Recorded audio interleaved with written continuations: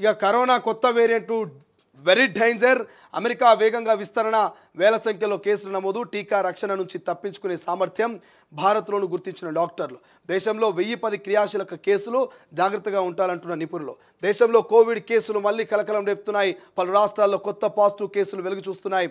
మంగళవారం రాత్రి నాటికి దేశంలో 1010 క్రియాశీలక కేసులు ఉన్నట్లు కేంద్రం ఆరోగ్య మంత్రిత్వ శాఖ తెలిపింది. కోవిడ్ కొత్త వేరియంట్లు NB 1.8.1 LF.7లను భారత్లో గుర్తించినట్లు ఇండియన్ SARS-CoV-2 జీనోమిక్స్ కన్సార్టియం వెల్లడించింది.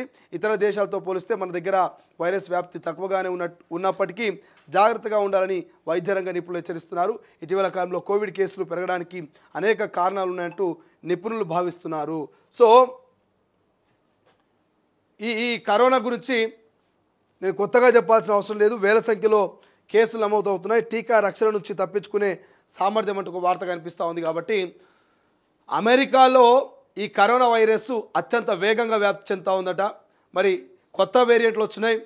సో కొత్త వేరియంట్ ఏంటంటే అప్డేట్ వర్షన్ అని చెప్పాలి. ఇక మనం కొత్తగా మొబైల్ ఫోన్ కొనుక్కుంటే మరి వర్షన్స్ ఎట్లా మారుతూ ఉంటాయి, అప్డేట్స్ వర్షన్స్ ఎట్లా 2.0 3.0 అని చెప్పేసి మరి ఎట్లా అప్డేట్ వర్షన్లు వస్తాయో ఈ కరోనా కూడా కొత్త రూపాంతరం చెందుకొని ఇతరితర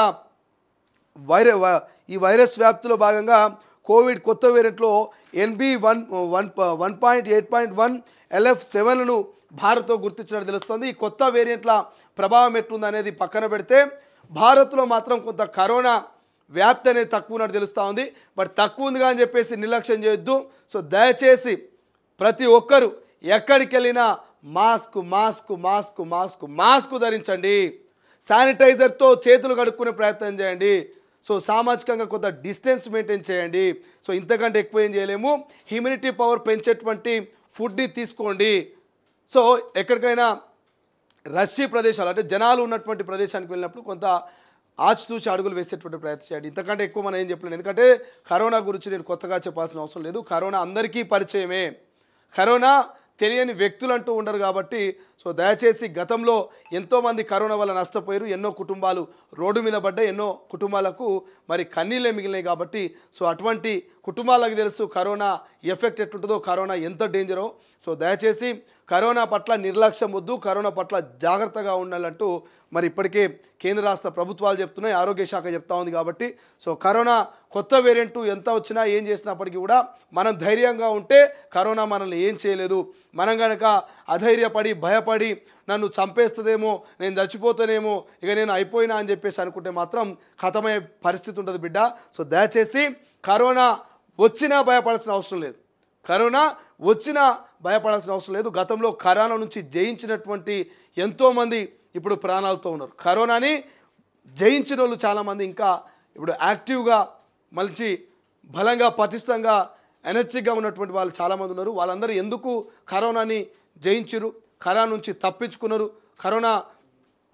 కరోనా కౌగిల నుంచి బయటకు ఎందుకు వచ్చారు, కరోనా కోరల నుంచి ఎందుకు బయటకు వచ్చారు అంటే వాళ్ళు ధైర్యంగా ఉన్నారు, భయపడలే.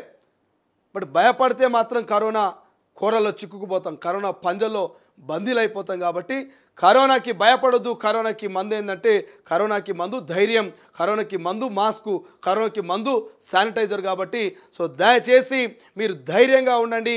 హ్యూమినిటీ పవర్ పెంచుకునే విధంగా కొంత వేడి నీళ్ళు తాగడము, మరి హీట్ ఎక్కినటువంటి ఐటమ్స్ ఎక్కువగా తినేటువంటి ప్రయత్నం చేయాలంటూ కేంద్ర రాష్ట్ర ప్రభుత్వాలు చెప్తా ఉన్నాయి.